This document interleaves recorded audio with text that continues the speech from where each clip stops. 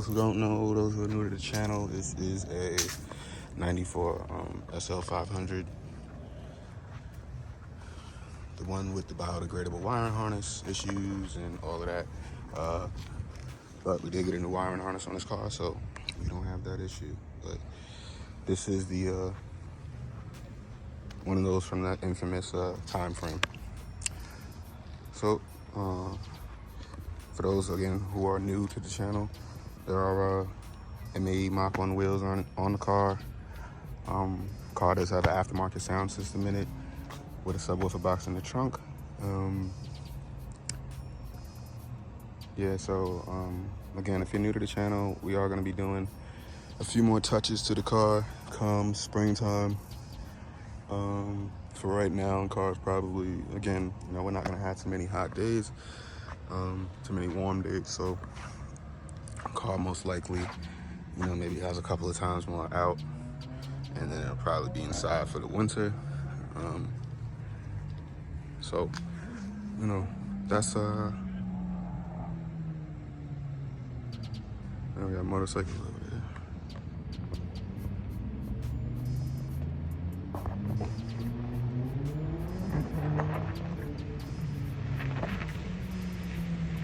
You know, but yeah, so again, we did have the first R129 back in the early 90s. My parents' car. My parents' car, they did have one. The original license plate on that car was Get One. That's why this license plate says Get One too. Brought back a second iteration of it. The original one was black on black. Parents also did have a 380 SL107. That was in petrol green, so that's where this green color came from. But it's from the 107. So yeah, I decided to remix a little bit, you know, with a new color and a new interior color, because the interior color was black too. So yeah, let's actually get into the video. I'm gonna show you. I actually want to go over one thing in this car, one feature in this car today. Again, it's probably gonna be a multi-part video, but one feature in this car today that that you don't really find in cars at all that are made today. It's a feature of, you know, the 90s kind of, and I actually wanted to highlight it today. So yeah, let's get into it. So this is actually the feature that I wanted to talk about. Yeah, the rear view mirror. So most people don't realize the rear view mirror in this car. I don't know what that is. The rear view mirror in this car is actually powered. Don't pay attention to this. This is actually a microphone that came with the aftermarket head unit. But yeah. So back to the mirror. The mirror is actually powered. So anybody who's looking to get an R129, if you're interested in that SL500, 300, 600, 320, whatever other, you know, size they make, 55, 60, 63, wait, no, 60, sorry. So this mirror is actually powered, okay? So this button here, okay, and actually have to clean this, I didn't realize it was so dusty. But this button here, okay, actually controls this mirror. So again, if you're interested in the SL500, realize when you get in the car, do not move this mirror by hand, okay? You will break the motor inside of it, okay? It's not supposed to be moved by hand. This mirror right here is supposed to be moved by this button right here, okay? So you guys, I'm actually about to operate it and demonstrate it for you guys so you guys can see exactly what I'm talking about. But yeah, so if you get in an SL500, if you get in somebody's SL500, please do not, or if it's a first gen, I'm not sure about the second gens. I think they might have got rid of it for the second gens, but I'm not sure. Put it in the comment section if you have a second gen or third gen, a second gen SL 96 and up. Did they get rid of it for those years? But yeah, so let me demonstrate it for you guys so you guys can see. I'm going to turn the car, the electrical on the car. Started so we don't hear that buzz. Alright, so there's a button again. So you guys can see it moving. Okay, you guys see it moving to the side. Now it's moving back. Now, okay, most people don't know and are not used to an electric rear view mirror. Okay, there's no other car that I've ever had that had an electric rear view mirror. But yeah, so the only other cars I've ever seen this in are, you know, other Benzes from this era, specifically the S-Class. Probably the E-Class has it. I don't know about the 190. Put it in the comment section if the 190 has it, if you have a 190. But, so yeah, I've never actually seen an electric rear view mirror in any other car. I'm not exactly sure why they did away with it. I actually like the feature. You know, I think, you know, if you could use it with your hand as well, you know, it would be cool. But if I had to pick which one to have in a car that, you know, at the time that when this came out, it was $96,000 in its day, I would choose to have the electric mirror. Like, even in the Benz now, especially like an S-Class or something like that, especially like the Maybach version, I would love to have an electric rear view mirror. You know, that's a feature that Mercedes should definitely think about, in my opinion, bringing back, because it just, you know, it sets it apart from most of the other brands. Because now when you look back, you don't see any other car, any other brand that had that kind of feature in it.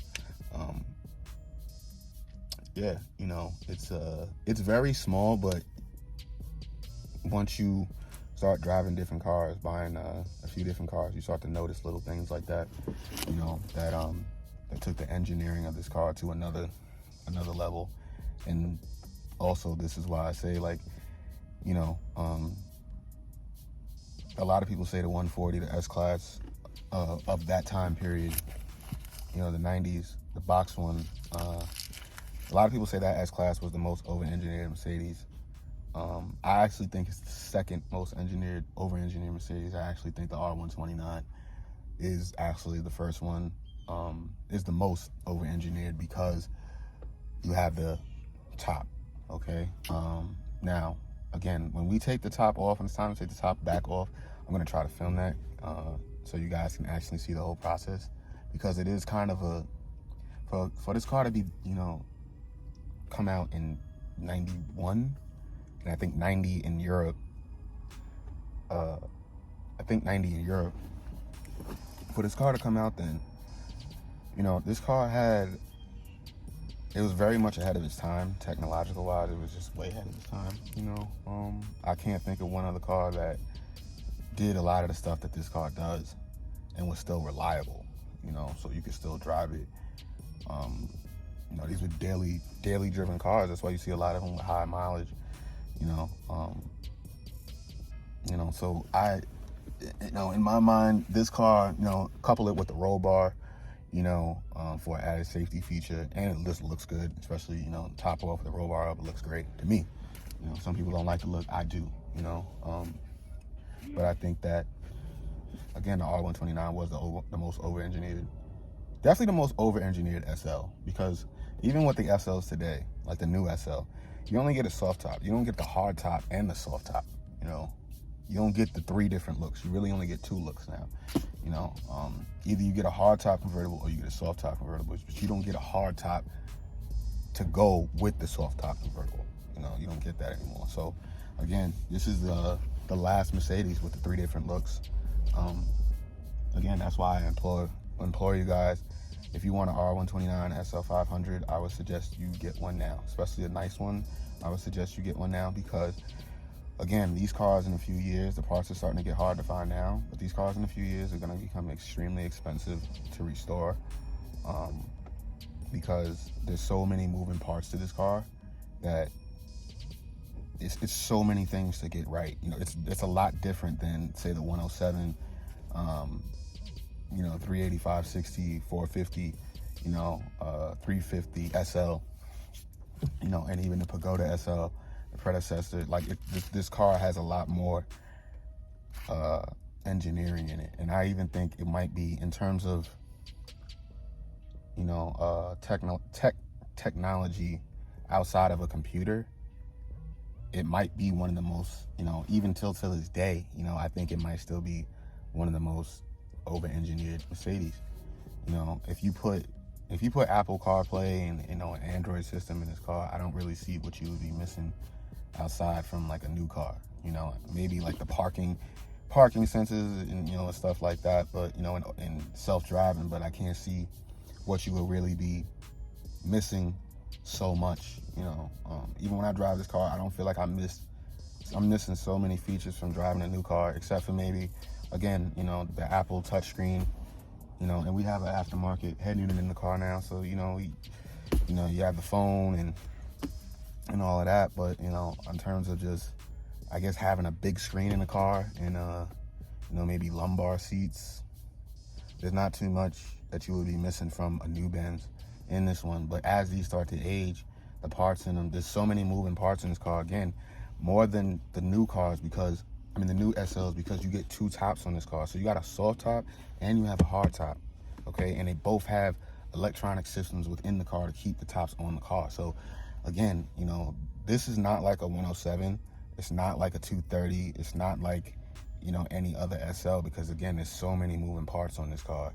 And there's so many things to get right. That's why I say, if you want an R129, you want an SL, get one now. Try to find a nice one now, because again, as the years start to flip, it's gonna become very hard to find one of these cars, and for it to be right, and to get it right, it's gonna cost you a lot of money, because there aren't too many specialists around anymore. A lot of those guys are retiring, a lot of those guys have passed away, so you can you really can't wait in terms of getting this kind of car together. Now I would only say, because especially if you're doing a 94, 95, 93, because they all have wiring harness issues, you're gonna have to probably get the top fixed, if the top's not already fixed. So that's two things that's, and I'm not even going into the engine. I'm just talking about, I am talking about going in the engine with the wiring harness, but I'm not talking about other stuff within the engine that you might need, fixed. So that's why I say, like, if you want a 93 through 95, definitely try to get one now. I don't do maybe. So you can, you guys can not spend so much money trying to get this car together. Because again, I'm gonna actually make a video on how much it costs to get this car together, to get it road ready. And then I'm gonna make a video on how much it costs to get it looking like how it's looking now, how it sounds now. I'm kind of probably gonna do that in the spring or something like that, because I also want to get the European headlights and add all this stuff in, so you guys can get a real glimpse into what it would cost to really, do this kind of car today, and do it like this, and then do it in just, so you can get road ready. Again, if you're looking for an R129 SL500, I would implore you, find yourself a specialist. Do not just take this car to somebody who says that they can fix cars, or say that they fix Mercedes, because this Mercedes is a lot different than most other Mercedes. Okay, again, I just told you, I think in my eyes, it's number one in terms of the most over-engineered Mercedes. Okay, now some people might say the 140. If it is the 140, then this is second.